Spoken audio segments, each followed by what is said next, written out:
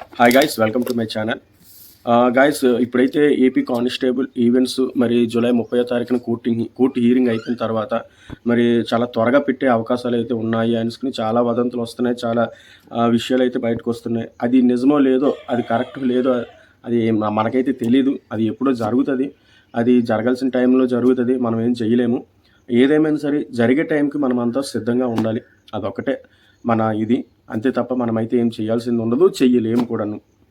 అయితే నేను ఈరోజు చాలామంది యూట్యూబ్లో ఏంటంటే అంటే ఇప్పుడు కోచింగ్ సెంటర్లకు వెళ్ళినారు, నెక్స్ట్ అది సంవత్సరం అంతా అదే విధంగా చదువుతున్న వాళ్ళకి పెద్ద సమస్య లేదు. కానీ ఈ మధ్యన ఎవరైతే ఈ 95,000లో క్వాలిఫై అయ్యి ఎక్కడెక్కడో పనులు చేస్తూ మరి జీవనంగా చేస్తున్న వాళ్ళు, అంటే నాలాంటి వాళ్ళు, మరి ఇప్పుడు ఈ ఈవెంట్స్ త్వరలో పడతాయి అనే టైంకి మళ్ళీ సిలబస్ స్ట్రాటజీ, అంటే సబ్జెక్ట్ వైజ్ స్ట్రాటజీ ఇవన్నీ సెర్చ్ చేస్తున్నారండి.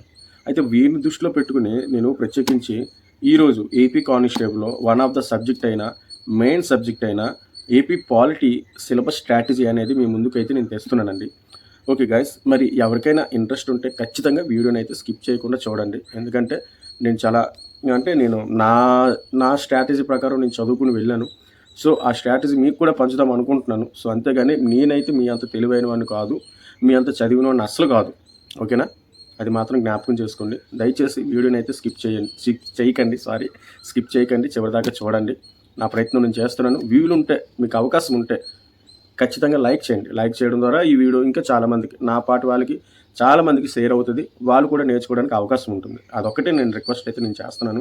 మీకు ఖచ్చితంగా నా నుంచి మంచి ఇన్ఫర్మేషన్ వస్తుందంటే కొత్తగా ఎవరైతే చూస్తున్నారో వాళ్ళు ఖచ్చితంగా సబ్స్క్రైబ్ చేసుకుంటారు. ఇది వేరే విషయం.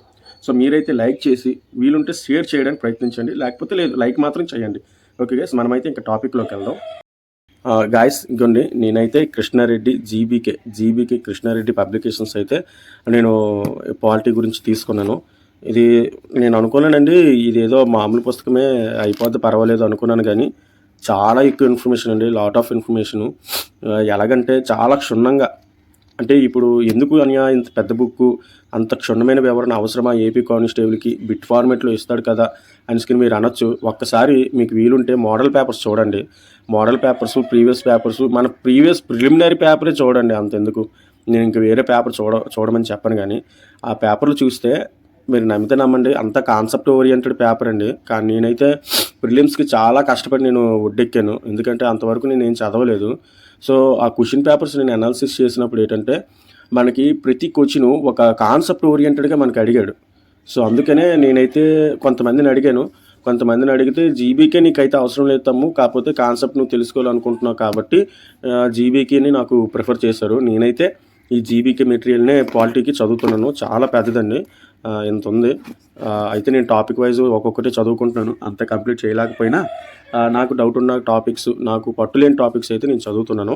మీరు కూడా మ్యాక్సిమం ఇది కొనమని మీకు రిఫర్ చేయను, కానీ మీకు ఇష్టం వచ్చింది. కానీ టాపిక్స్ ఏ విధంగా చదవాలి, టాపిక్స్లో ఏ విధంగా బిట్ ఫార్మేషన్ చేస్తున్నాడు అనే విషయం మీకైతే ఈ వీడియోలో నేను చెప్తాను. ఓకే గైస్, దయచేసి ఎవరు స్కిప్ చేయకండి. ఇక్కడ చూసుకున్నట్లయితే ఇదిగోండి, మనకి ఇండెక్స్లోకి వెళ్ళిపోతాం డైరెక్ట్గా. ఇదిగోండి, ఇండెక్స్లో చూసుకున్నట్లయితే ఇదిగోండి, ప్రాథమిక భావనలు, పదజాలం, వివిధ మెజారిటీలు. దీని గురించి అయితే ఎగ్జామ్ పాయింట్ ఆఫ్ వ్యూ అంత గేట్ లేదు. కాకపోతే మీరు ఏం చేస్తారంటే జస్ట్ పాలిటీ గురించి అవగాహన, అంటే పాలిటీ ఏ విధంగా పుట్టుపూర్వత నుంచి పాలిటీ ఏ విధంగా వస్తుంది అనేది మనకి ఈ పేజీలో దీని గురించి ఇందులో అయితే చెప్తారు.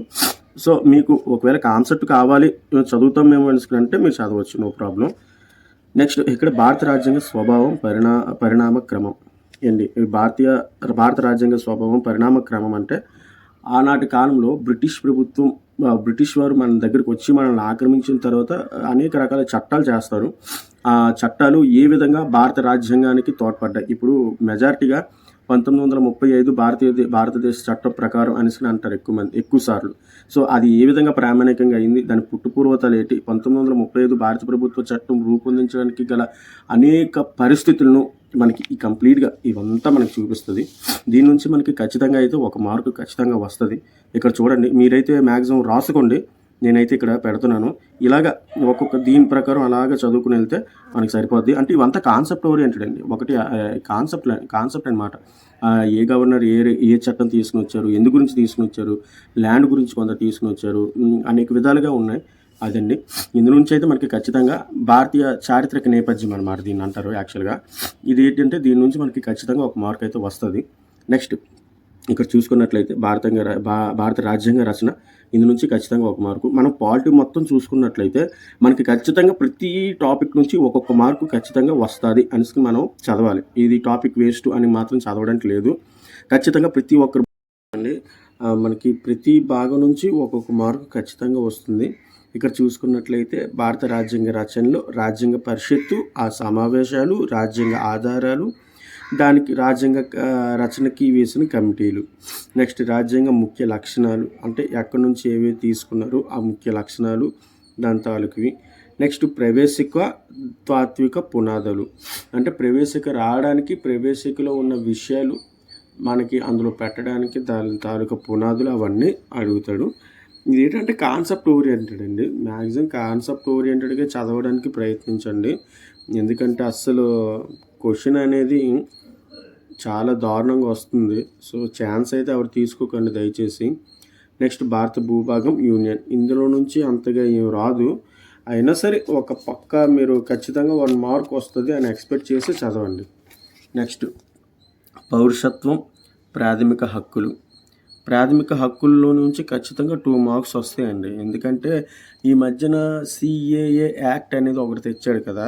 సో దాని మీద కూడా మనకి కరెంట్గా అడిగే అవకాశం ఉంది. అది కూడా మీరు కొంచెం చూడండి. నెక్స్ట్ అలా చూసుకున్నట్లయితే ప్రాథమిక విధులు ఖచ్చితంగా 1 మార్కు. ఆదేశిక సూత్రాలు కూడా 1 మార్కే. నెక్స్ట్ కేంద్ర ప్రభుత్వం. ఇక్కడ కేంద్ర ప్రభుత్వం నిర్మాణం, నెక్స్ట్ కేంద్ర ప్రభుత్వం, ఉపరాష్ట్రపతి, ప్రధానమంత్రి, మంత్రిమండలి, శాసనసభ, పార్లమెంటు, నెక్స్ట్ ఇవన్నీ చాలా ఇంపార్టెంట్ అండి. ఇవన్నీ చాలా ఇంపార్టెంటు, చాలా డెప్త్ ఇన్ఫర్మేషను. ఈ పార్ట్ చూసారా, ఈ పార్ట్ అయితే నాకైతే చుక్కలు కనబడిపోతున్నాయి. ఎంత చదివినా మళ్ళీ చదవాలి అనిపిస్తుంటుంది. అంటే అర్థమవ్వదు అనమాట, అంత టఫ్గా ఉంటుంది. సో ఏదేమైనా సరే చదువు తినగా వ్యాపైన తీయైపోద్ది. సో చదవగా ఏదైనా సరే ఈజీ అయిపోద్దండి. నాకైతే అస్సలు ఏం రాదు. ఇదే నేను చదవడం, ఇంత బుక్ నేను తీసుకున్నప్పటికీ నాకైతే చాలా భయం వేసింది చదవగలనా లేదా అని. కానీ దేవుని కృప ద్వారా మరి ముందుకెళ్ళడం జరిగింది.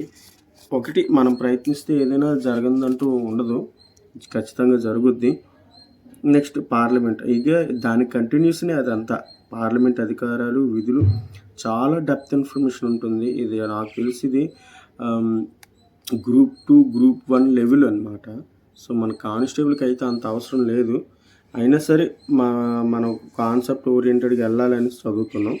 నెక్స్ట్ అత్యంత ముఖ్యమైనది న్యాయ వ్యవస్థ అండి. న్యాయ వ్యవస్థలో సుప్రీంకోర్టు, దాని తాలూకా చూడండి. సబ్ టాపిక్స్ అన్నీ నేను ఇలాగ తీస్తున్నాను. ఒకవేళ మీకు అవకాశం ఉంటే మీరు రాసుకోండి, లేదు అంటే ఈ బుక్కే మీరు కొనుక్కోండి. రైట్. నెక్స్ట్ భారత న్యాయ వ్యవస్థ, హైకోర్టు, దాని తాలూకా న్యాయమూర్తుల నియామకం, అర్హతలు అవన్నీ ఉంటాయి. లోక్ అదాలత్ ప్రతిదీ ఉంటుందండి. న్యాయ వ్యవస్థ కూడా మంచి ఇంపార్టెంట్ టాపిక్కే, అది కూడా మీరు చూడండి. నెక్స్ట్ రాష్ట్ర శాసనసభ, విధానసభ మన రాష్ట్రం అనమాట. అది కూడా ఇంపార్టెంటే, అది ఖచ్చితంగా ఒక 1 మార్క్ రావచ్చు. అది కూడా మీరు చూసుకోండి. నెక్స్ట్ భారత సమైక్య వ్యవస్థ, రాష్ట్ర సంబంధాలు. ఇది అంత ఇంపార్టెంట్ కాదు, అయినా సరే 1 మార్క్ ఎక్స్పెక్ట్ చేయొచ్చు. సో మీరు చూడండి. నెక్స్ట్ ఇంకా పరిపాలన సంబంధాలు. నెక్స్ట్ అంతర్రాష్ట్రీయ సంబంధాలు, కేంద్రపాలిత ప్రాంతాలు, రాజ్యాంగబద్ధ పదవులు. ఈ రాజ్యాంగబద్ధ పదవులను రాజ్యాంగేతర చట్టపర సంస్థలు, రాజ్యాంగపర సంస్థలు అనేసి ఉంటాయండి. అవి మనం ఖచ్చితంగా చూడాల్సి అయితే అవసరం ఉంటుంది. ఎందుకంటే ఏవి రాజ్యాంగబద్ధ సంస్థలు, ఏవి పార్లమెంటు చట్టాల ద్వారా ఏర్పరిచిన సంస్థలు అనేది మనకు ఖచ్చితంగా క్లారిటీ ఉండాలి. ఆ క్లారిటీ లేకపోతే మనం మాత్రం దెబ్బ పడిపోద్దండి మన మీద. సో అది మాత్రం మీరు ఖచ్చితంగా చూసుకోండి. ఇక్కడ చిన్న టాపిక్స్ ఉన్నాయి. అంతర్రాష్ట్రీయ సంబంధాలు, కేంద్రపాలిత ప్రాంతాలు, ఇవి జనరల్గా మామూలుగా ఉంటాయి, దాని మీద అంత ఫోకస్ ఉండదు. అయినా సరే అలాగే ర్యాపిడ్గా చదివేయండి. నెక్స్ట్ రాజ్యాంగ సవరణ పద్ధతులు. రాజ్యాంగ సవరణ పద్ధతులు చాలా ఇంపార్టెంట్ అండి. ఎందుకంటే గతంలో మనకి ప్రధానమంత్రి మోదీ గారు ఒకవేళ 400 సీట్లు ఇస్తే రాజ్యాంగాన్ని పూర్తిగా మార్చేస్తున్నా అన్నారు. సో దీని గురించి మ్యాక్సిమం ఒక బిట్ అయితే మనకు ఖచ్చితంగా వచ్చే అవకాశం ఉంది. సో రాజ్యాంగ సవరణ పద్ధతి, సాధారణ మెజార్టీ, ప్రత్యేక మెజార్టీ, రాష్ట్రాల అంగీకారంతో చేసే సవరణలు, రాజ్యాంగ మౌలిక స్వరూప సిద్ధాంతములు, రాజ్యాంగ సవరణ విమర్శలు, కొత్తగా చేర్చిన ప్రకరణలు, భాగాలు, షెడ్యూళ్ళు ఇవన్నీ ఉంటాయి. ఇవన్నీ చాలా ఇంపార్టెంట్. ఖచ్చితంగా మనకి ఇందులో నుంచి ఒక మార్క్ వస్తుంది. సో దీన్ని మాత్రం మీరు మిస్ అవ్వకండి. ఓకే, నెక్స్ట్ కేంద్ర వికేంద్రిక స్థానిక ప్రభుత్వాలు. స్థానిక ప్రభుత్వాల నుంచి ఇది ర్యాపిడ్గా చదవండి, ఎందుకంటే స్థానిక ప్రభుత్వాలు పెద్దగా ఏమి ఉండదు. ఖచ్చితంగా 1 మార్క్ ఎక్స్పెక్ట్ చేయొచ్చు, ఎందుకంటే ఎక్కువ 73, 74 రాజ్యాంగ సవరణల ద్వారా స్థానిక ప్రభుత్వాలు, స్థానిక సంస్థలు ఏర్పడ్డాయి. సో వాటి మీద మనం దృష్టి పెడితే చాలు. నెక్స్ట్ ఇవి ర్యాపిడ్గా చదువుకోవచ్చండి, ఇవి అంత ఇంపార్టెంట్ ఏం కాదు, కానీ ర్యాపిడ్గా చదువుకోవచ్చు. మామూలుగా జస్ట్ అవగాహన గురించి చదువుకోవచ్చు. జమ్మూ కాశ్మీర్ గురించి, సుప్రీంకోర్టు తాజా తీర్పులు, అంటే ఇవన్నీ పాలిటీ కరెంట్లోకి వెళ్తాయి అన్నమాట. ఒకవేళ పాలిటీలో కేసుల గురించి మనకి అడిగితే మనకి మ్యాక్సిమం ఇది ఉపయోగపడుతుంది. ఓకే గైస్, మీరైతే పాలిటీ తాలూకా అవన్నీ చూసారు కదా, మీకు వీలుంటే టాపిక్ వైజ్ రాసుకోండి, లేదు అంటే డైరెక్ట్గా బుక్కే కొనండి. బుక్ కొనమని అయితే నేను సజెషన్ ఇవ్వను, ఈ బుక్ కొనమని, బట్ నేను చూపించాను కాబట్టి మీకు ఒకవేళ నచ్చితే కొనుక్కోండి, లేకపోతే ఏదైనా సరే మ్యాటర్ మనకి ఇవ్వాల్సిందే వాళ్ళు. సో ఏదేమైనా సరే మీరు చేయండి. దగ్గర 15 or 20 మార్క్స్ మధ్యలో మనకి ఏపీ పాలిటీ అనేది ఉంటుంది, ఇది మాత్రం గమనించుకోండి. సో దాని ప్రకారం మనం చదవాలి. ఒకసారి ప్రీవియస్ పేపర్లు చూడండి, ప్రీవియస్ పేపర్లు చూస్తే మీకే తెలుస్తుంది ఆ క్వశ్చన్ తాలూకా ఫార్మేషన్ ఏ విధంగా ఉందనేది. ఓకే, నెక్స్ట్ అలాగే ఈ వీడియో మీకు ఖచ్చితంగా నచ్చిందని అనుకుంటున్నాను. సో గాయస్, మీరైతే లైక్ చేయండి, సబ్స్క్రైబ్ చేయండి. All the best, God bless you, జై హింద్.